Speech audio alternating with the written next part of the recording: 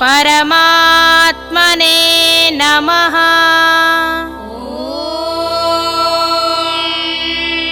श्री परमात्मने नमः। श्रीमद्भगवद्गीता श्रीमद्भगवद्गीता अथ दशमोऽध्यायः। अथ दशमोऽध्यायः।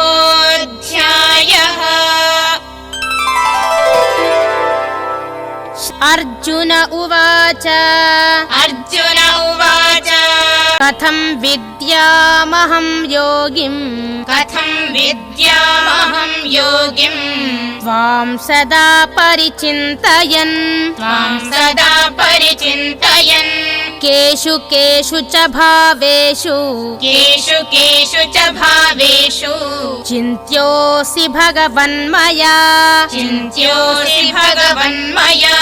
ॐ तत्सदिति ॐ तत्सदिति श्रीमद्भगवद्गीतासु श्रीमद्भगवद्गीतासु उपनिषत्सु ब्रह्मविद्यायां योगशास्त्रे श्रीकृष्णार्जुन संवादे विभूतियोगो नाम दशमोऽध्यायः।